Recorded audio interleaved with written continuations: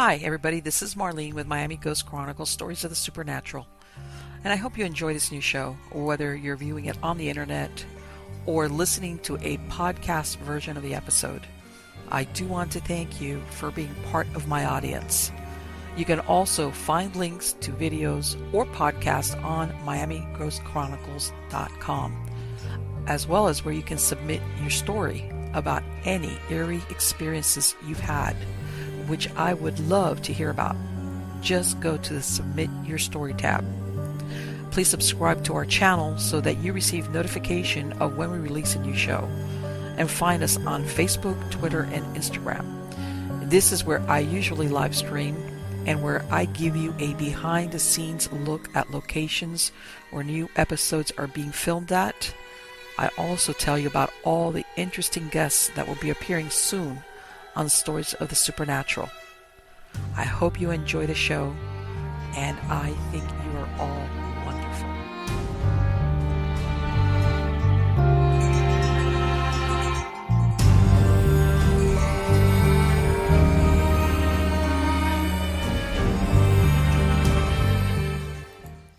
Hi, everybody. This is Marlene with Miami Ghost Chronicles, Stories of the Supernatural. How's everybody doing today? I'm doing fantastic. And again, one of the reasons I'm doing fantastic is who I have as a guest. I have a gentleman by the name of Matthew Swayne. Now, Matt, he is a journalist who currently works as a research writer at Penn State. He's worked as a reporter and as a music reviewer for several newspapers and inline outlets. Now, he writes about fringe science and the paranormal, yay, and balancing skepticism with an open mind. Matt uses his experience in journalism and interest in both ghost lore and the paranormal to collect and tell stories about the supernatural. He is the author of Ghost of Country Music, America's Haunted Universities, Haunted Rock and Roll, and due to release in October, Haunted World War II. So how are you doing today, Matt? I'm doing great. How are you doing? Fantastic. Well, I'm going to ask you, Matt, what I ask all my guests, which is considering the subject of your books. Did you ever have a first-hand paranormal experience, or how did you get involved with that? Well, I guess how I got involved with this is I really blame my mom because I was born on Halloween. So one of those. Yeah.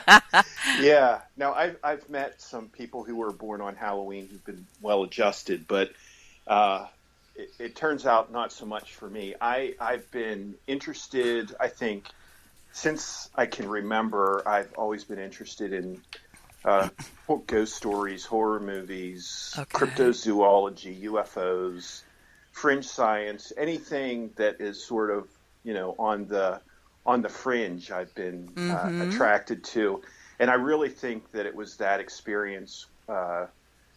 Having a birthday around Halloween, I just feel that it was natural for me to get into that. How I got into writing about it is a little different. Well, it actually has similar origins, but when I worked as a newspaper reporter and being born on Halloween, I tended to gravitate towards all that would come up every year. So I always liked writing these Halloween feature stories, and at one point I decided I would do a feature story about local ghost legends. Okay. So I started investigating and started talking to people who had experiences, or maybe even people that didn't have experiences but knew the stories pretty well. Okay. And that led me to write this feature story, and when I released this feature, when the feature story was published, I was just amazed at the reaction. I would say that of all the stories that I've written, like hundreds of them, this one drew the most attention. So that, I think, inspired me to write more about it because it just seemed like a natural thing. So the response was more than you expected? Way more. I just thought it was a clever little story, topical, holiday related, but what I found is that people, for whatever reason, people came up to me on the streets, in restaurants, in bars, and then they would start telling me So the way that I kind of phrase this is there's a lot of what I would call ghost lore, which is more folklore, and then there are personal ghost accounts, Right. And also you should know that I'm pretty easily freaked out, so it hasn't been a perfect situation for me because people will tell me stories that will give me a shiver up my spine. So that's kind of one answer to how I got here, but I think you also asked about paranormal experiences. Yes. So I have a really high bar for paranormal experiences, and I try very hard to debunk everything. Sure. So Absolutely. I can never say that I had any paranormal experiences. I had some experiences that were weird enough, anomalous enough to make me keep an open mind. And certainly when I hear these stories of people that I know and trust, Right. Friends and family who have had these experiences, it will always make me keep an open mind. Sure. So Exactly. that's how I do that. And I tell everybody, everybody thinks that because anybody's involved in the paranormal, whether you're an author, an investigator, whatever, that you're like, you'll fall for anything, anybody tells you. And I go, on the contrary, the biggest skeptics is the people in that, if you're a real good researcher or author, like you said, you set the bar high as far Right. as at least thinking, okay, there's more to this than just, it's not natural, in other words. Yeah, So, that's definitely the experience I've had writing these books. I actually have turned a lot towards paranormal investigators and researchers and Ghostbusters for that reason, because I will go to them looking for personal experiences because I just have built a rapport and trust, and a lot of those people have almost, I would say, a sense of mission, usually because they've had an encounter and want to try to explain it. sure. I don't know how many times that I've had started to write a piece, and I would say, well, the ghost of Jim Morrison, so this is definitely a poltergeist. And they would say, well, have they looked at this? This is California. It could be that. Right. They're far more skeptical than I am. Like I said, everything freaks Yes. me out. I'm ready to believe anything. Especially, well, when sometimes ghosts being the nature of ghosts, sometimes it's, especially when somebody's trying to say, well, it's somebody famous. Yeah, But sometimes it's real, could be, but it also could not be. right. It depends, especially if it's, oh, well, if it's at that location, it's got to be that person. Not necessarily. There's a lot of people in the background that are not famous or notorious that had their Yes, own drama going on, and maybe that's why they're yes. haunting the place. And that absolutely, I had to make that piece a couple of times in my books because there are several locations reportedly haunted by rock musicians, country musicians, but you don't know the full story. So it's not like they've come out and signed autographs as Right, the ghost of exactly. Janis Joplin. Exactly.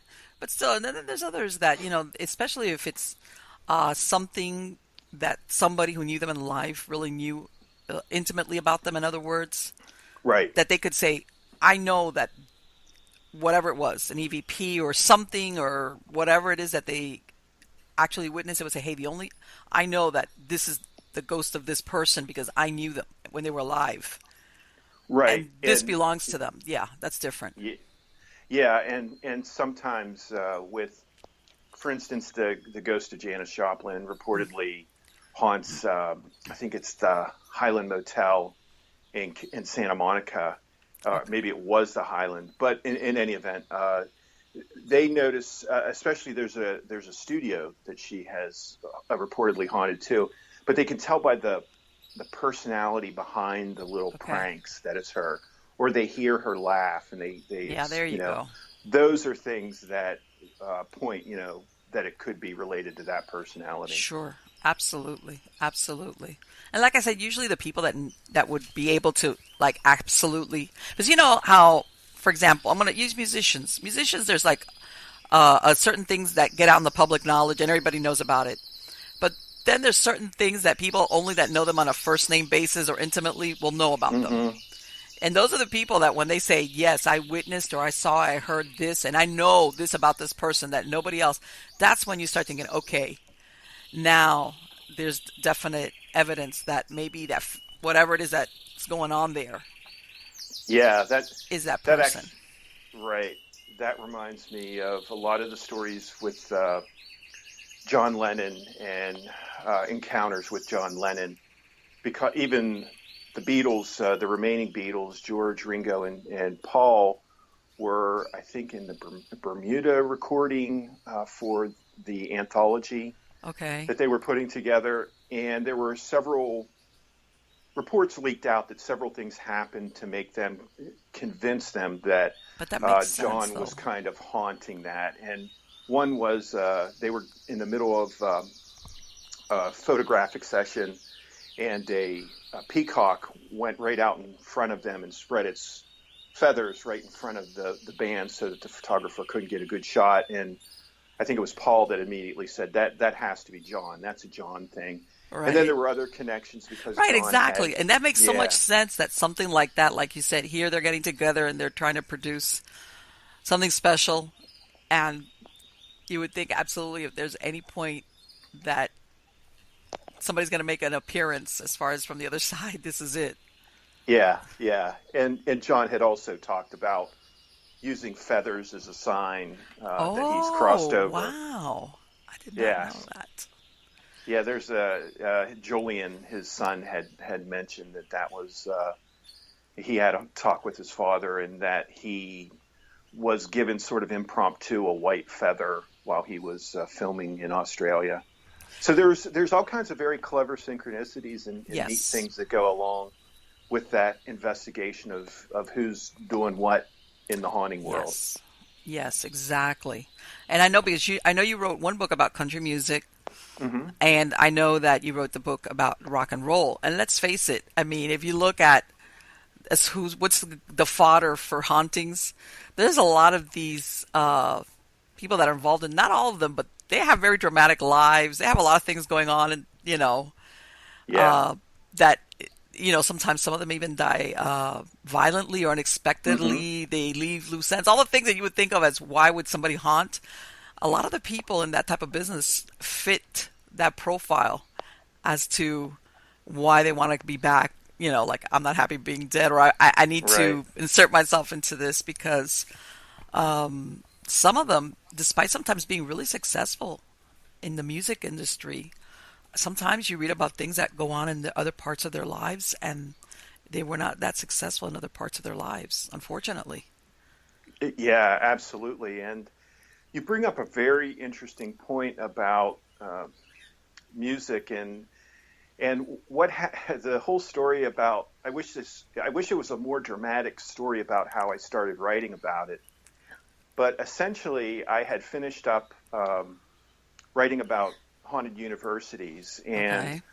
my acquisition editor said, "Do you have any other ideas?" And I had read a few years earlier "Take a Walk on the Dark Side" by R. Gary Patterson, which kind of opened me up to this idea of all the strange and all the strange curses and occult phenomena that followed rock and roll. It's just a great book.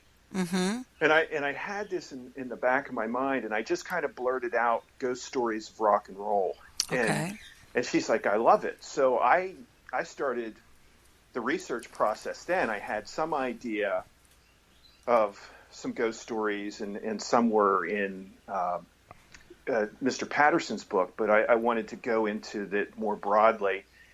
So I started looking, and I was just absolutely stunned by the number of ghost stories, curses, and encounters, and rock stars Really. who believed in ghosts. And so I was really fascinated by that. So when they asked me to write another one, I kind of blurted out Ghosts of Country Music. Yeah. And before this, I really thought that there was something special about rock and roll, that rock and roll had some type of mystical power that attracted these things. But then after I delved into Ghosts of Country Music, I came away with a much different point of view, which I even still, I believe that that music is a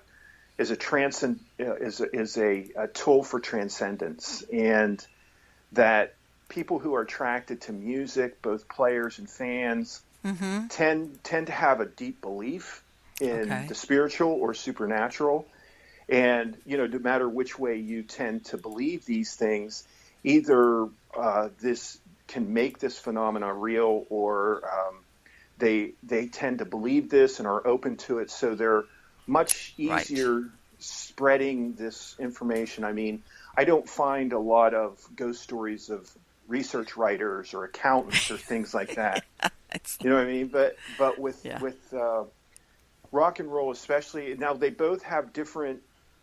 have different tones to the stories. Rock and roll tends to be a little more edgy, and there's Mm-hmm. a lot more demonic activity, and uh, that's not. There are some in country too, but country Mm-hmm. seems to be more traditional, Right. which makes a lot of sense. So Mm-hmm.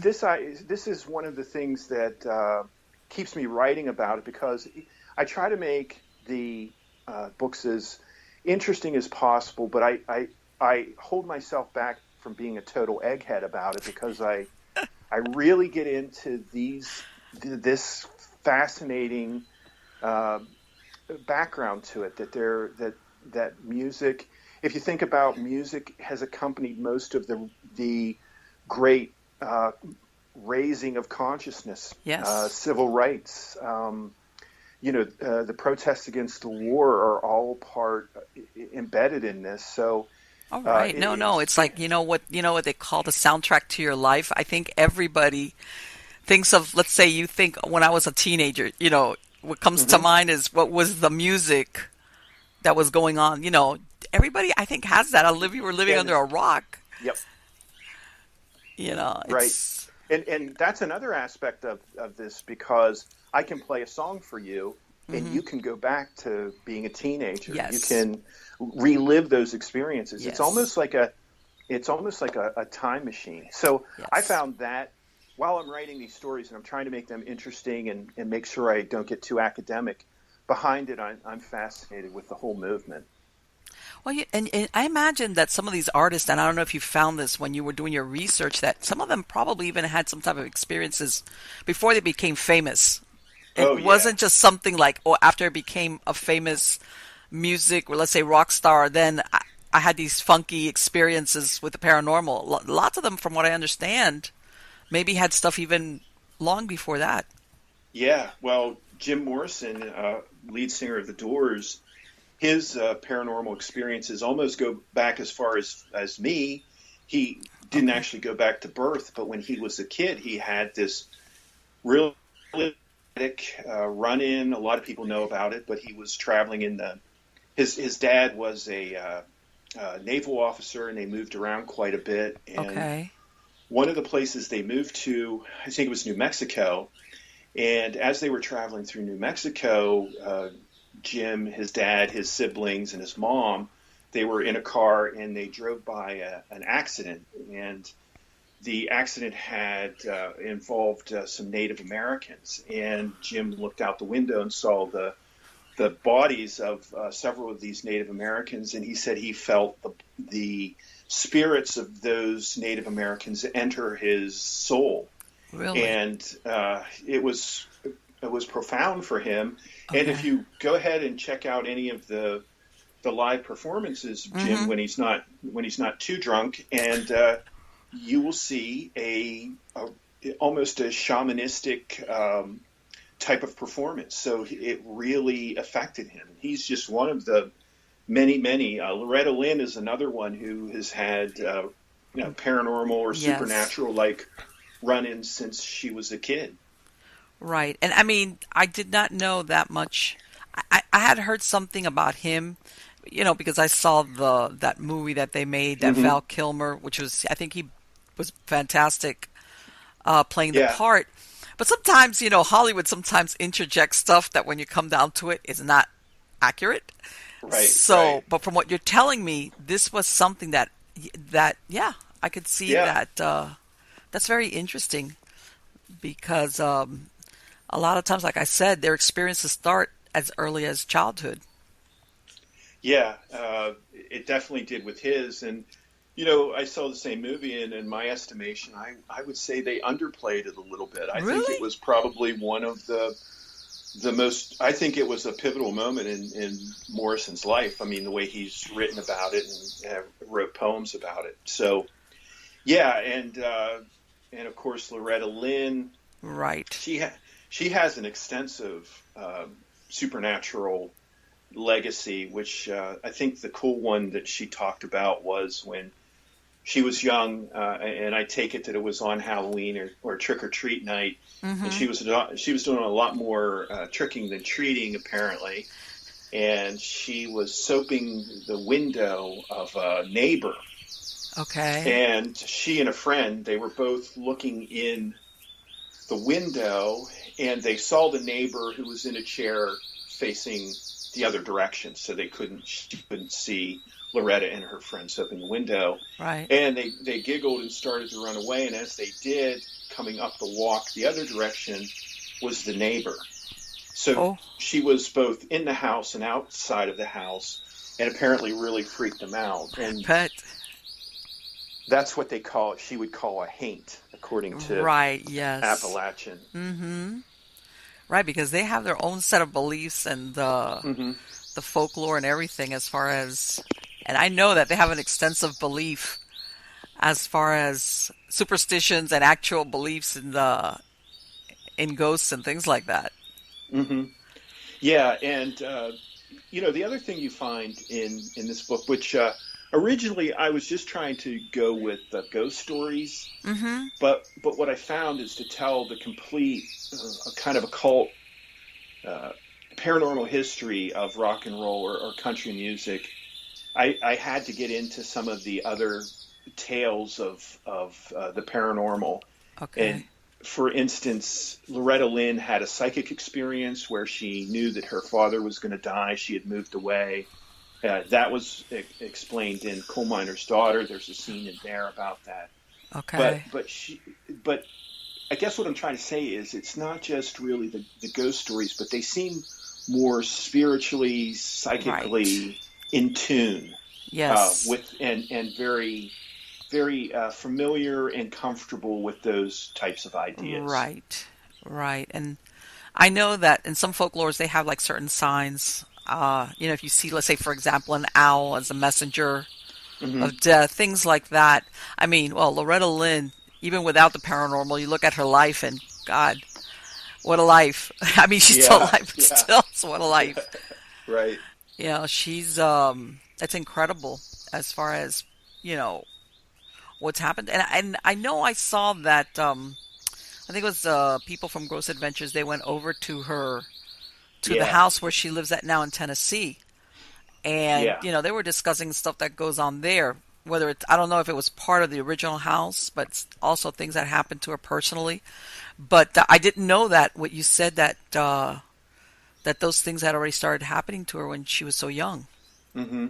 And even the way she found the property, I think you're talking about Mm-hmm. Hurricane Mills. Hurricane Mills, right?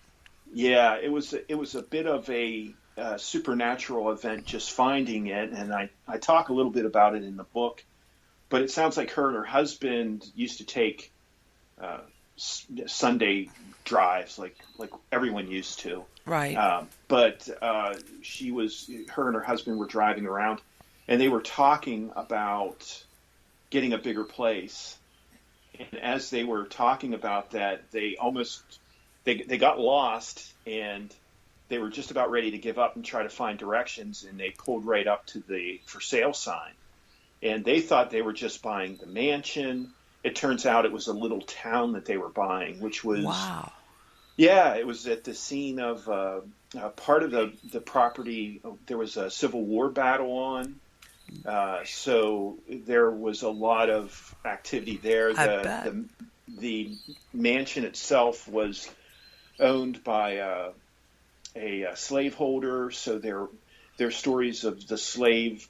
There's basically a dungeon Right. That's what I in heard. the basement. Wow. So that's one story and then there's another story about this woman who Wales. I think they call her the Wailing Woman, Holy and crap. she was seen by her kids, and pretty much everyone in the family has a story about living in that place.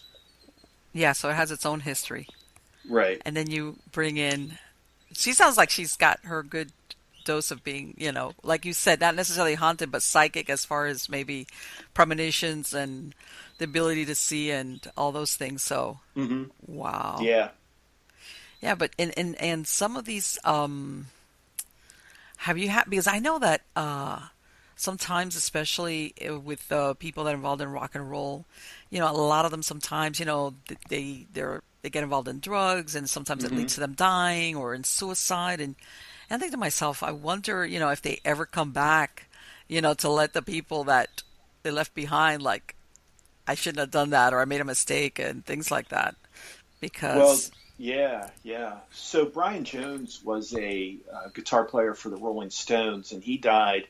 There's this whole thing, the 27 Club, the number of people who yes. die at the age of 27. And Mm-hmm. Brian Jones died at 27, and there have been numerous, um, I guess you would say, paranormal run-ins or encounters with his spirit.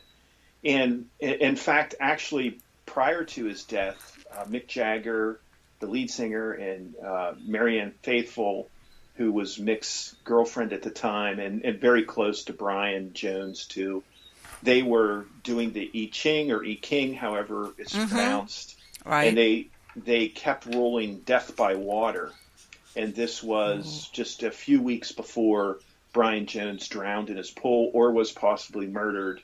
That's a completely other conspiracy tale. Okay. But after that, uh, Marianne Faithfull had several encounters. One, she was looking in a mirror and Brian Jones' image appeared to her. Then she became distraught and started to take drugs pretty excessively. Went into a coma and said that the spirit of Brian Jones appeared to her during this coma while she was in a coma, Oh, and crap. told her to go back, and that it was a mistake, and so she actually straightened her life out pretty much after that. Wow. So there's some incredible stories about that. Now, the issue that you have when you're writing about rock and roll and the paranormal, is it paranormal or are they just all high? But this, I think you can play both sides of the fence, but when you see someone have a dramatic encounter and then their Mm-hmm. lives change, that's to me Yes. is a little more than just you know, maybe the LSD or something like that. Oh, absolutely. Absolutely. I mean, stuff like that. And the thing is this, that sometimes, um, I mean, let's say that last story that you said, that this lady, she started doing drugs.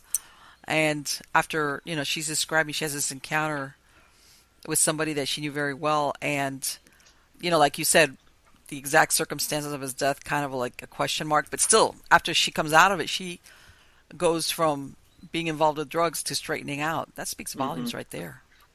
Yeah, yeah, and I thought the same thing when I wrote that. You can always I am very big tent when I write these things, so I try to give as many sides to it, as many tales as I can. Some of them I believe are probably ghost lore, Mm-hmm. um, but that's okay too, because I think ghost lore is important because it for a number of reasons. But I think besides it makes interesting reading, it's also gives us a little bit of um, an idea of why these stories are spread, and I think the ghost lore. And I'll give you an example. Okay.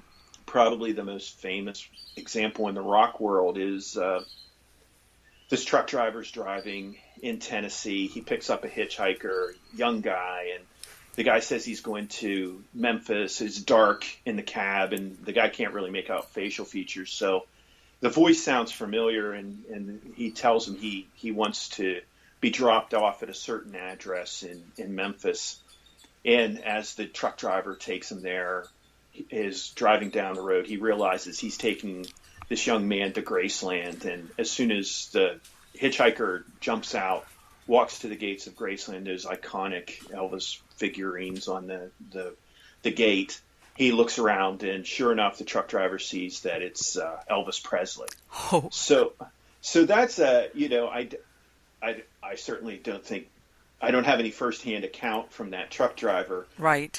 But to me, it's an important story because it just shows you how deeply the fans want Elvis to still be around. Right. Like that's like you said, that theory that he didn't die, he faked his death, that kind of deal. Oh yeah. And that makes writing ghost stories about Elvis much more interesting because there's ghost lore. There's the fact that Elvis might be working at a Burger King down the street. They're Elvis's friends all dressed up like him and had their hair styled like him and wore sunglasses like him. So there's one picture that I saw it a lot in the 70s when I was a kid, and it's this. It looks like Elvis sitting in. I think it was right off the pool house, and it was spread. So I remember that it was spread as this sign. This was after Elvis's death, and they opened up Graceland to the public, but it wasn't this rigid tour that they have now, where you have to go from A to B to C. Right. But a lot of these fans would go on, and I guess they were allowed to wander the grounds a little bit, and somebody took this picture. So it does look like Elvis, but then it could be Elvis. Oh, and the other thing I forgot to add is there are 1,000 Elvis reenactors. Oh my God, yes, I know. I mean, there's a whole industry around that. There is absolutely a whole industry. So what are you seeing? Are you seeing Elvis? Is he still alive? Are you seeing Elvis's friends? Are you seeing a reenactor? It really gets crazy. Elvis hiding out as a reenactor in plain sight. Yeah, and they'd probably say that he's not very good at reenacting. It's like, yeah, he's good, but that's not the real, Elvis. Yeah. But what's really interesting also, Matt, and I don't know if you've come across it, I'm sure you have, when you talk, because some people think that, if you experience a haunting, that's it, everywhere you go, you experience, but there's people, I mean, I've met them, like you said, they come up to you and they tell you these stories. And it's just sometimes this one thing that happened to them either once or at a certain place where they lived or at they worked. It was like a moment in time that they'll tell you, look, I can't account for it, but I know something happened. And then either before or after the incident or that location, everything is fine. It's just that one situation that they feel that it was something supernatural. That's really interesting because one of the experiences I had, which I don't necessarily think was paranormal, but my friends and I went to Memphis, and we went to Graceland, and we went to Sun Studio. And honestly, when I was in Memphis, I could, if Elvis would have came up and tapped me on the shoulder, I wouldn't have even blinked.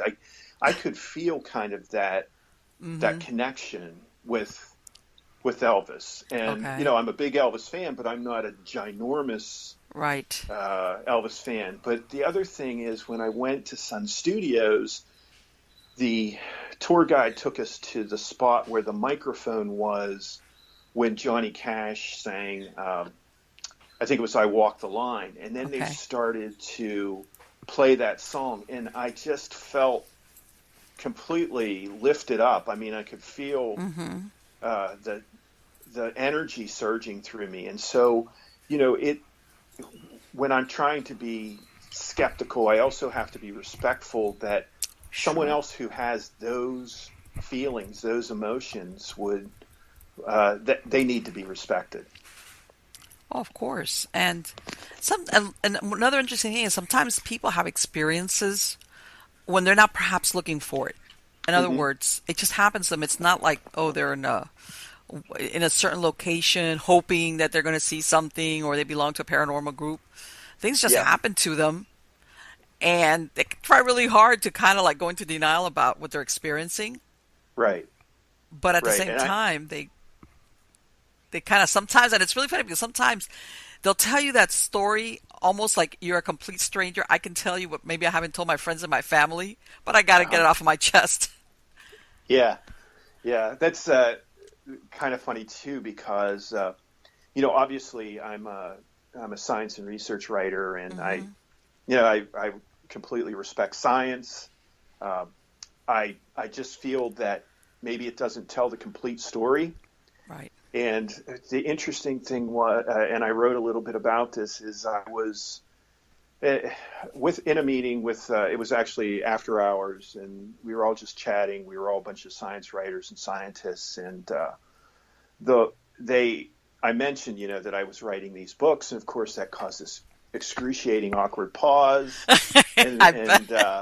and I had to kind of talk my way and make sure they knew that I'm just open-minded about this and whatnot. But as the night went on, these scientists would start telling me their Hmm. stories, and they Yes. had some incredible stories that It's that like, I guess you would consider almost like in the forms of haunting synchronicities. yes. But it's I think you have a world.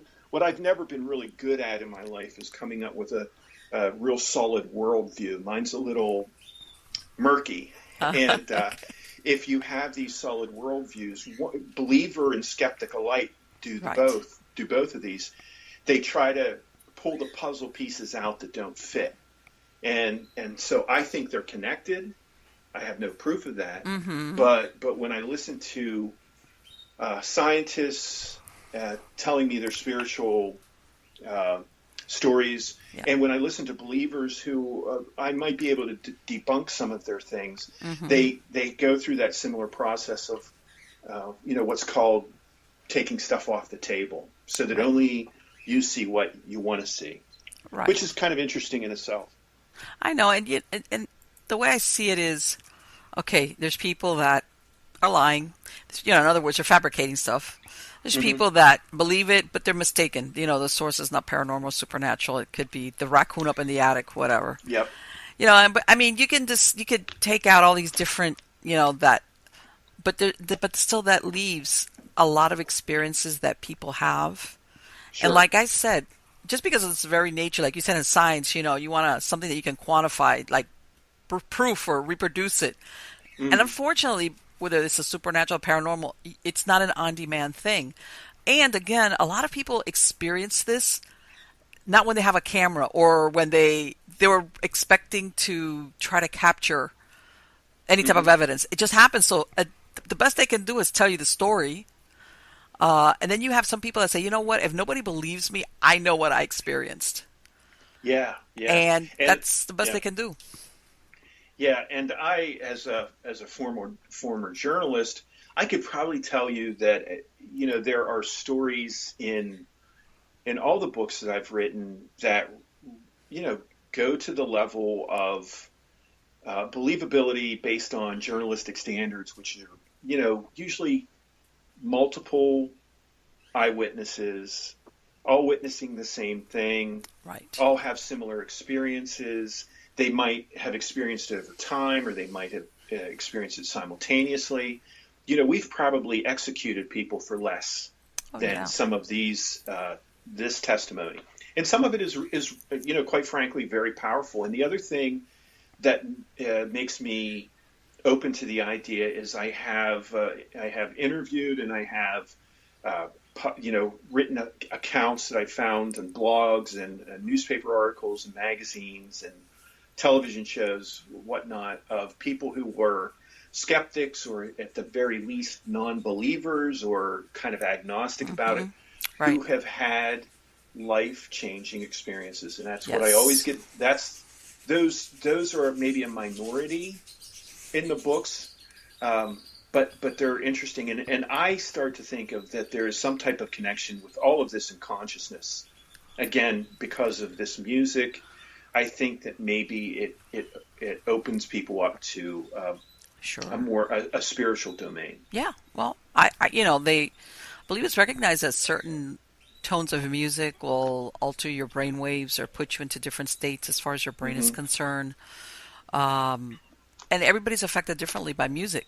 Whether it's rock, country, classic, whatever. Hmm. Buddhist, humming bowl, whatever. Everything is Well, affects people in a different way.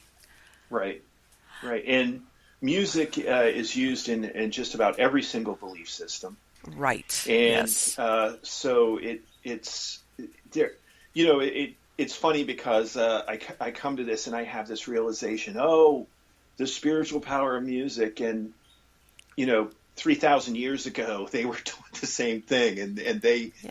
these people and the indigenous folks recognized this years and years and centuries before I came across it. So I'm certainly not the first one on this, but there's definitely a connection between this music and the spiritual side of reality. Well, and I tell everybody, especially I'm going to use the blockbuster movies, and it doesn't even have to be the recent ones, where the CG Hmm. effect. But I said, if you don't believe in the power of music to get you there, try looking at those movies without any music. Oh yeah, yeah. you know, I never thought about that. Right. no movie theme from John Williams or Howard Shore or Yeah. any of these great composers that do these the cinema, the whole thing. Just try Right. watching the movie. It might be great, but somehow without the music there, Yeah. it loses it. It's like, it just carries you along. It really does. And, you can understand, like I said before, how people that are involved in the creation of music, Hmm. whether it's the actual composition, lyrics and music, or just the playing of it, like you said, it opens them up, I think, at a certain level Yeah. in their brain as far as giving them ability to be aware of certain Yeah. things going on around them. Yeah. And it's a whole body experience. I mean, there's rhythms that are very physical. There are harmonies that are very mathematical. Hmm. It's a both sides of the brain. It's analytical and it's also creative. So it involves the whole being, if I can use that word. Yes, of course. And I don't know if you've heard that. And I was like, that they were saying, well, now computers are, or robotics or AI, whatever you want to call it, is composing Hmm. music. And I'm thinking, the only thing is, it doesn't know when it's bad music. I'm thinking that kind of loses it. One thing Yeah. is perfect execution of maybe a piece that's already been written, but as far Yeah. as original composition, I don't know. That doesn't do it for me. I guess I'm not on board with the AI ship yet. It's like, no, not Okay. there, not there. Yeah. But yeah, and let me ask you. I know that Yeah. some of these, whether it's musicians, stars and everything, sometimes and I don't know if you ran across it, that sometimes they have premonitions about things that are going to happen to them. As far as, I believe one of them, like when you said that thing about, oh my God, I can't remember her name. We were just talking about her. Loretta Uh, Lynn? yeah, Loretta Lynn. I'm sorry. Yep. You know Yep. that she was a good friend with Patsy Cline, Oh yeah, yeah, yeah. and There. Yeah. Patsy Cline ended up dying in that plane crash, and I believe there was some Hmm. type of premonition going on between them, or something like that. As far as I think, no, I take it back. I think it was Patsy Cline who kind of like had made some remark that she knew that she was not going to be living to be an old person or an old lady, something like along Yeah. those lines. Yeah. Well, there are several of those. The one story is that Patsy Cline had said to friends, and I think it was Loretta Lynn. So Patsy was in two car crashes, and they were progressively worse. So Wow. one was bad, then the other one was really bad. And Hmm. she said, the third one's going to be my last one. There you go. And some people took that to mean if she survives it, she won't have another accident again. But a lot of people um, thought that was a premonition of hers. And the other one that I don't know whether what happens invariably is if you write a book 2 seconds after you send it to the publisher, you find an equally cool story that you forgot to add. I know. But so this will be a bonus story if I didn't add it. But Okay. supposedly Patsy Cline finished her last album and went to a little gathering at Loretta Lynn's house, or maybe, yeah, I think it was at Loretta Lynn's house. And it was kind of a party atmosphere. And actually, Loretta Lynn had gone to bed. But when Patsy came in, she insisted that they rouse Loretta Lynn to come down and talk. And when Loretta came down, Patsy pulled up her album cover for her first album and said, "Here's the first." And then she pulled out her what would be her last album and said, "Here's the last." Wow. And Loretta started to cry and ran back upstairs. And Patsy said that what she was referring to is that look how far we've gone. But other people have suggested that she kind of knew, and she had this sense of fatality about Right, it, that's so. what I understand. That she was kind of Yeah. fatalistic about, Yeah. despite And all her fame and everything. And I mean, I love her voice, but I think probably the two most remarkable voices in American music history would be Billie Holiday and hers, as far as I'm concerned. But oh yeah, but there are a lot of ghost stories about Patsy Cline too. I mean, there's that whole area in Nashville, Ryland Auditorium, and some of the bars around there. Patsy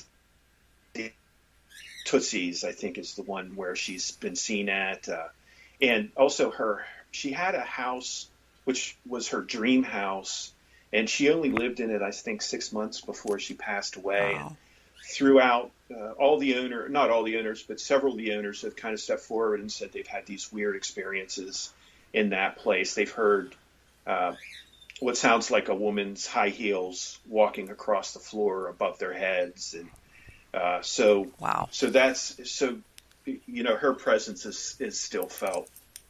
Yes, yeah, she had, like I said, it's like one of these, you see these lives that you look at her from the outside and she's very successful and she's growing in stature as far as being a singer, but the other side of their life, they're kind of like totally off balance, and it's a shame that happens, but Yeah. you see that, I'm sure you ran across that type of story more often than not.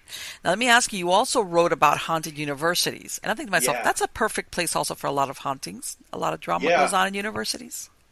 Yeah. So basically, this relates to my when I told you that I wrote this feature story about local ghost legends, and I didn't have enough room. Well, I didn't have enough material to complete this.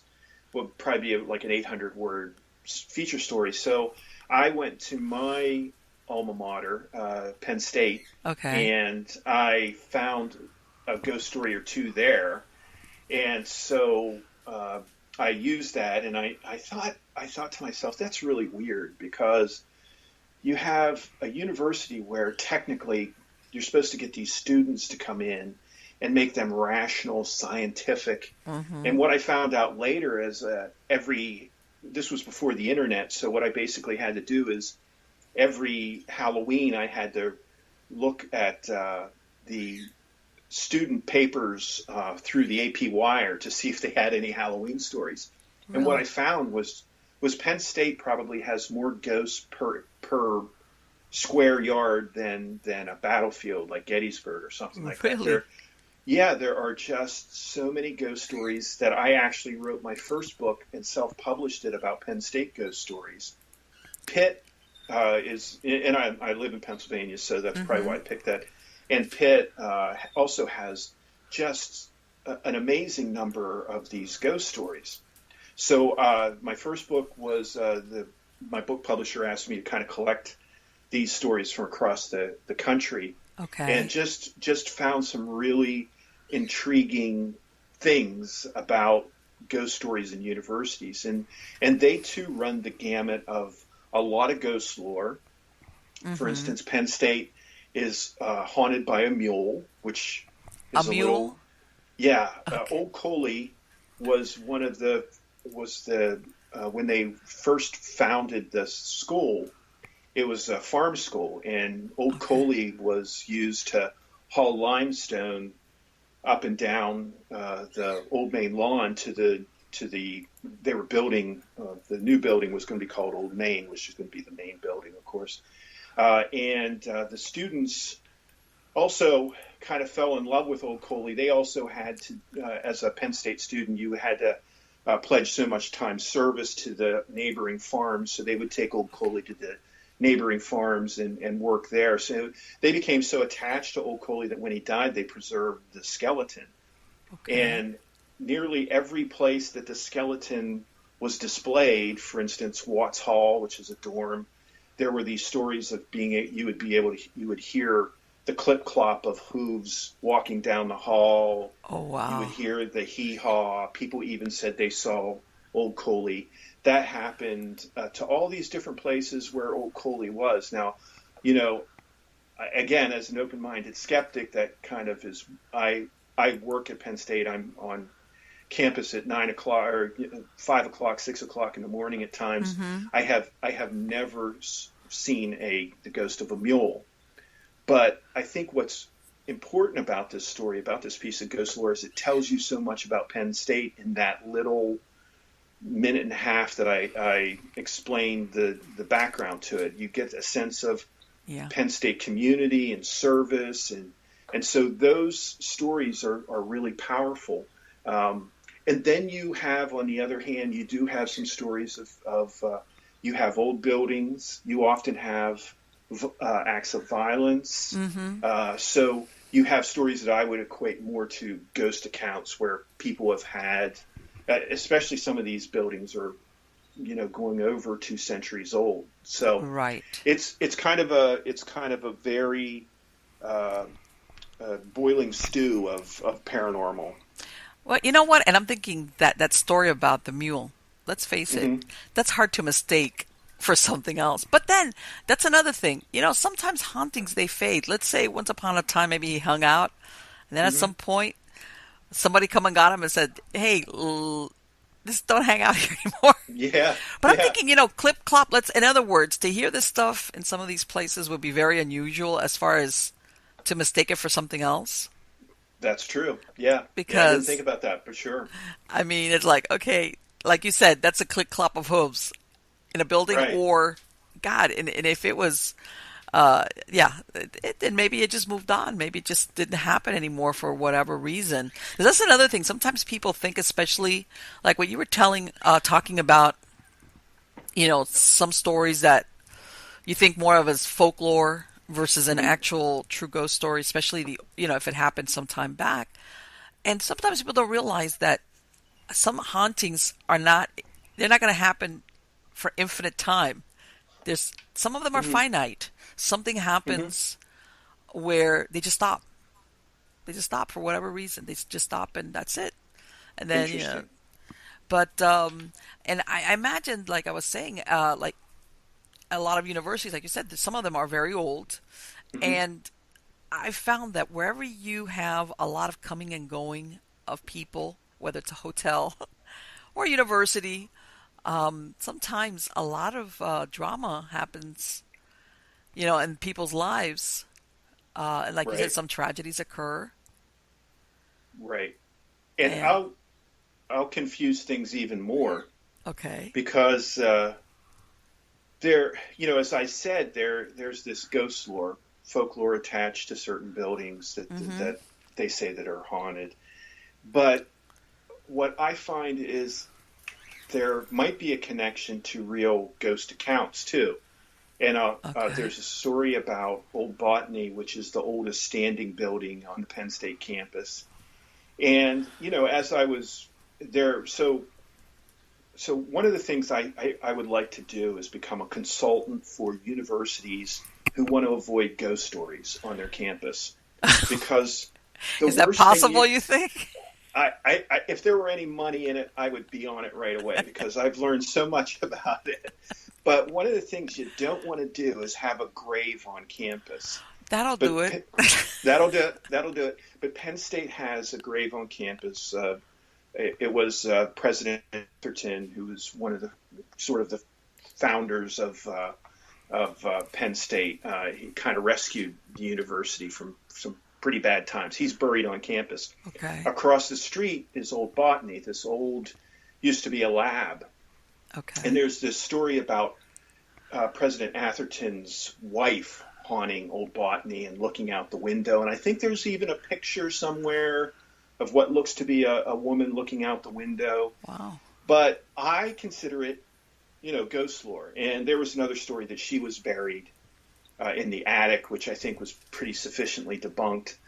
But in any event, I wrote this book, self-published this book, and out of nowhere, I got a call from a friend who said, I want you to meet somebody. And so we met for lunch, and he told me he was the janitor at night. Oh, that's it.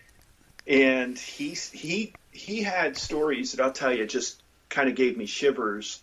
And again, I'm easily freaked out, but the one that really stood out for me was that he was, I think he was vacuuming the carpet.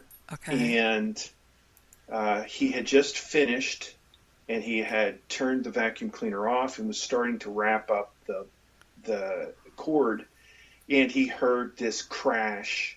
It sounded like glass breaking, and he said it was just a racket. So he figured someone had broken in, and he ran down the hall, went to where the noise was. He could still hear the noise. And the instant he said that he opened the door, the noise quit.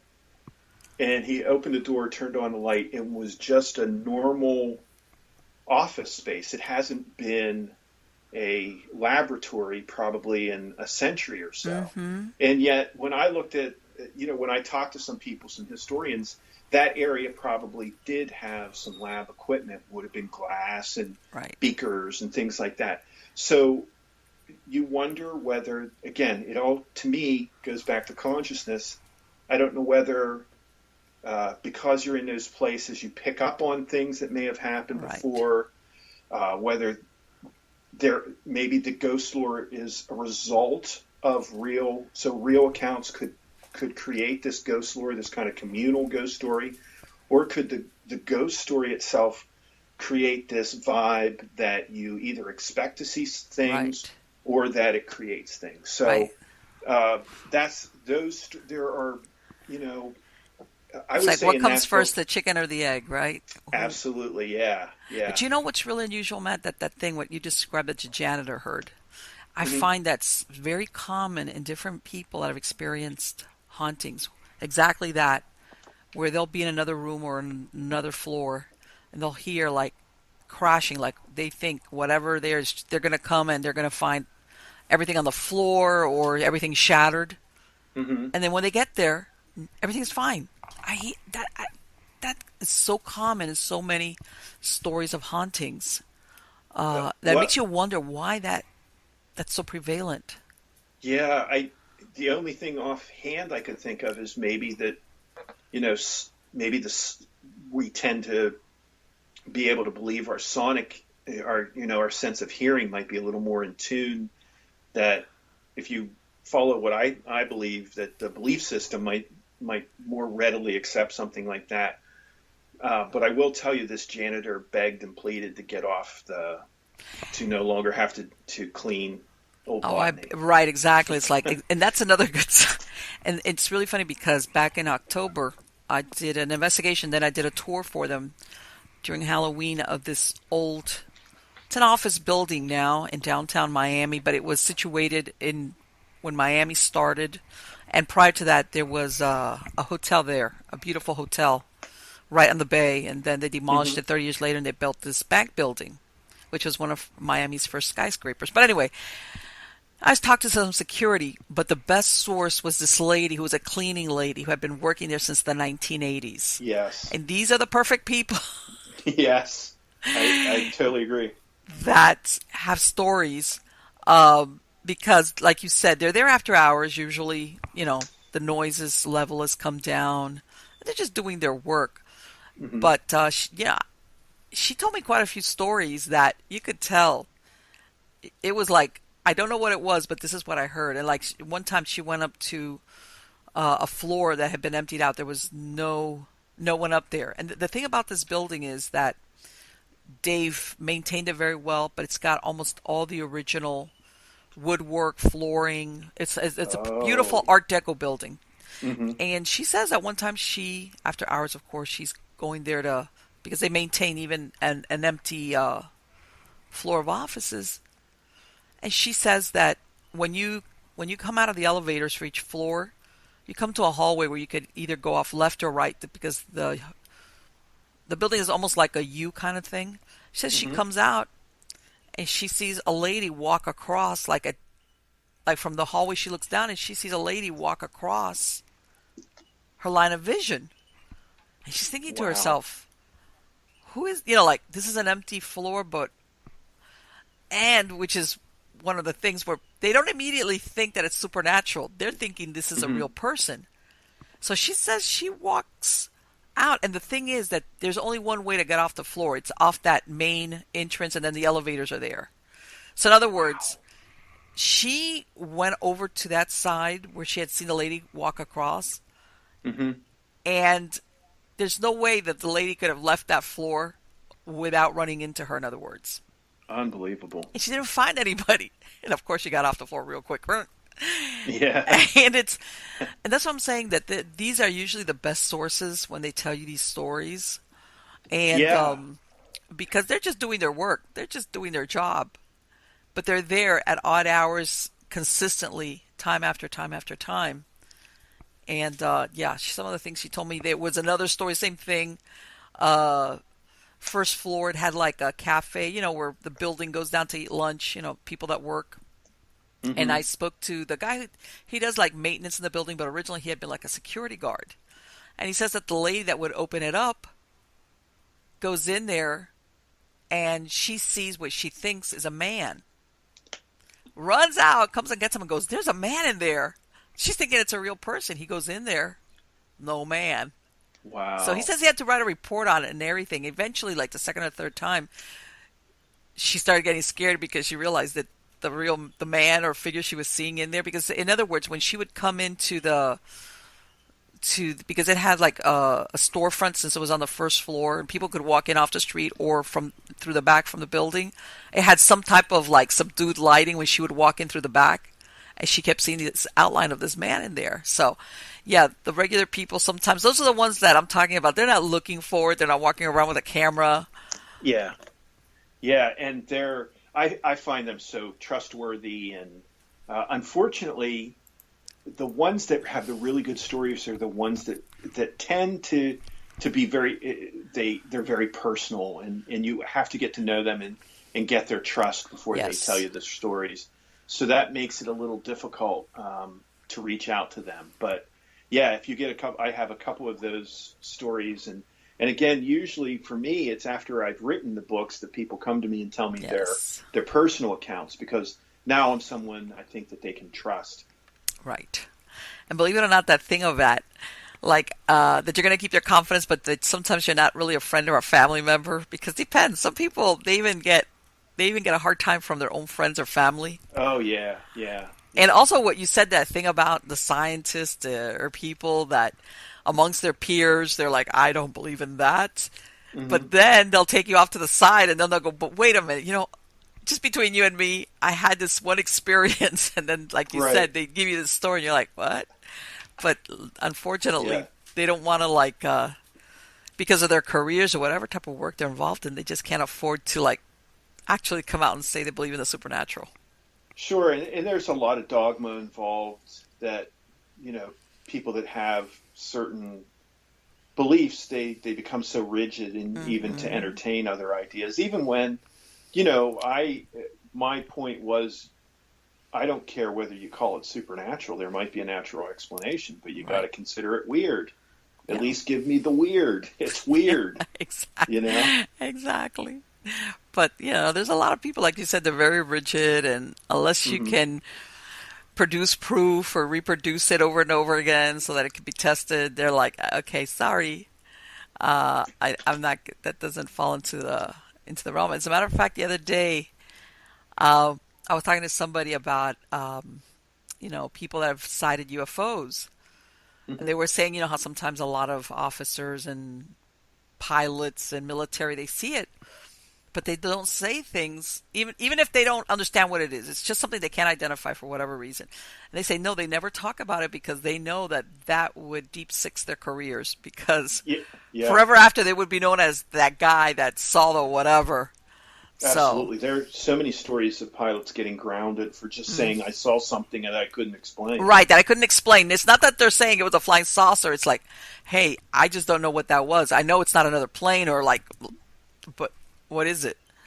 Yeah, but we do live in interesting times because there seems to be now that I think, you know, uh, honestly, if you had the weirdo meter out, some of the stuff that I talk about in my books is no weirder than some of the things we talk about in quantum physics, Yeah, well, yes, and exactly. now that we have a lot more opening up of these anomalous things that we see in the sky, especially pilots, trained observers. Mm-hmm.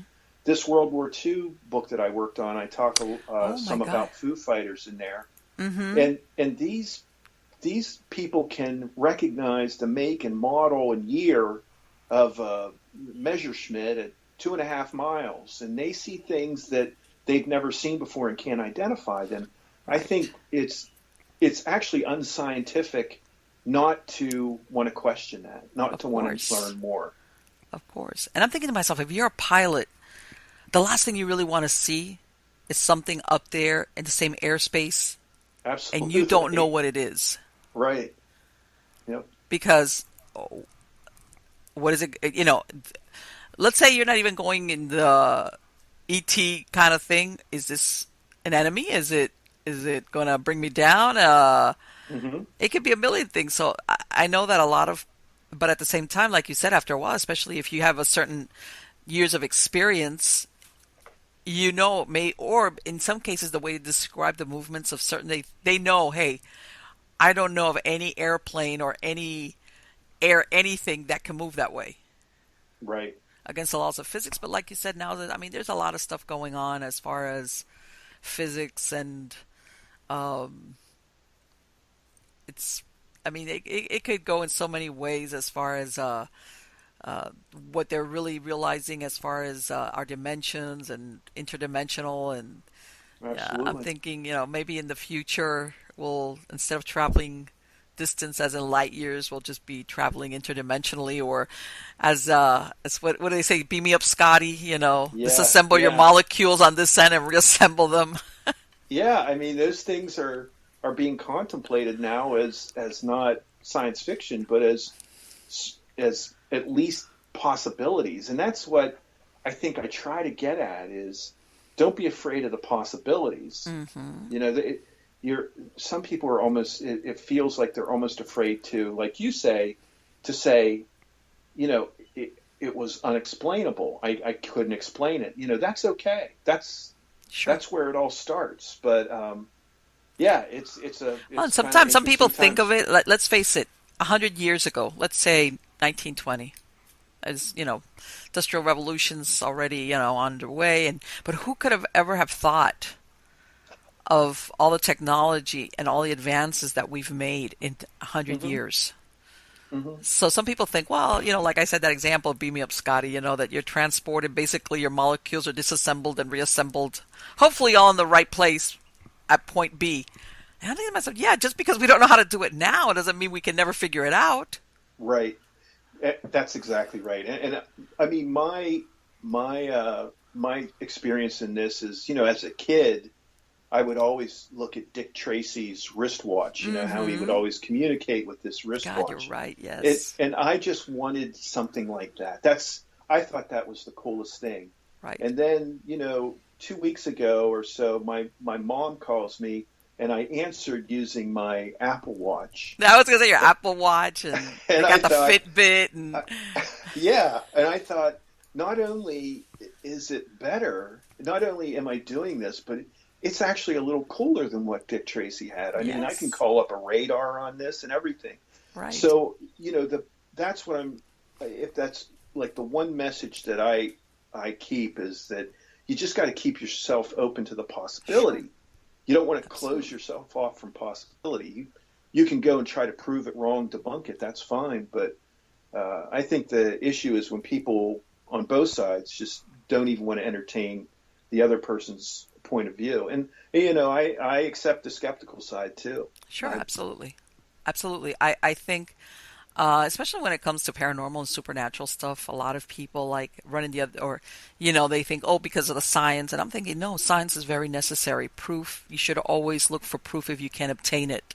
Or something that leads you in that direction to that conclusion. Certain, what they call preponderance of evidence. Even if you don't have Hmm. the hard facts, even if you haven't been able to capture it, but that you have enough incidents that lead you in that direction that you could say, okay, this sounds like it might be. Absolutely. We can't, but there's a place for both things, whether it's the scientific versus the open-ended inquiry that, hey, I'm going to still pursue it even if I don't have hard facts or proof For sure. to Yeah. provide. But yeah, like there's a lot of exciting stuff, and all of this is as far as I'm sure that when you're writing your books, contrary to what a lot of people believe, that some of these people that believe in ghosts, they're like, oh, they're way out there. I'm sure, haven't you run across that very down to earth people will tell you these stories? Oh, I mean, the number of people that have told me their stories that have been down to earth, sane, Hmm. not prone to hallucinations are by far the majority of the people that Yes. have talked to me. Now, I think I've talked to a couple wackos, Oh, sure.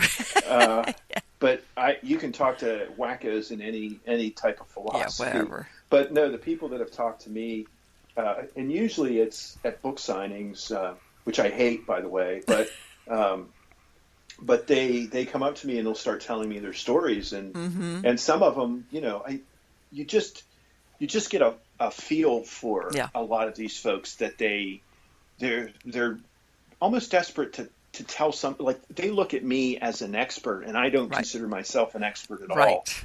I consider myself a complete novice at this, but they're really looking for guidance Sure. and maybe someone to acknowledge what Or they for somebody to say, you experienced. know what, I've heard of other people having that experience, and I'll be like, oh, Hmm. thank God. Yeah, I'm not, yeah, I'm not that odd. Because yeah, I tell everybody, you know what? I hate to say it because we're so celebrity driven nowadays. It's almost like this fear of being ordinary. And it's like yeah. there's nothing wrong with being ordinary. Um, Right. and even seeing, let's say, your ghost or having a spooky experience, Hmm. uh, it still means you're an ordinary person. And I'm a big believer that there's a lot of ordinary, happy human beings running around versus the other type. Yeah, absolutely. Yeah, ordinary is a good thing. But anyway, thank you so much, Matt, for spending this time tonight. It You're has welcome. been wonderful to interview you. Like I said, I see that your next book is going to be out in October, right? The one for Hmm. World War II. Yeah, and I'm actually doing more haunted rock and roll, Oh, really? and it's gonna be. I'm gonna self-publish that, and that Okay. should be out in a couple months. But I'm also including some of the UFO stories. A lot of rock stars have Yes. had UFO encounters. Oh, really? Oh Yeah, my God. See, that's so so interesting. yeah. So I've had a lot of people ask me, well, first of all, a lot of people yell at me because they say, well, you forgot this story and you forgot that story. So It's like, I yeah, tried to collect all those up, and I'm gonna do it because it's been kind of a labor of love for me. A lot of these stories, and especially in the music world. So that'll sure. be the next one, and then in October I'll have the World War II one come out. Fantastic. Okay, thank you so much. And Thank good you. luck on It's all been your a real projects. And I treat. hope I can bring you back and you can tell. I got to hear these rock and roll slash UFO stories. I would love to. It'll be great. Fantastic. Thank you so much. Take care, Matt. Thank you. Bye bye. Bye. So, guys, wasn't it great? Oh, Marlene. Of course, I'm in hog heaven. I'm talking about the paranormal, the supernatural, and ghosts and UFOs. Of course, I'm happy. Yes, and I love the approach that he has, which is country music and rock and roll. And as I totally agree with what he was saying, that somehow or other people that are involved with music, like I said, whether it's composing music and or playing music. Uh, maybe, I mean, it's well recognized that certain music will affect people, their brain waves. It puts you into different levels of brain waves. And that most definitely this could have some type of impact on their ability to witness or be aware of things going on around them. And I totally agree that, like that story that he said about the guy that gives Elvis a ride to Graceland. And it's a folklore. It's like one of those hitchhiker stories.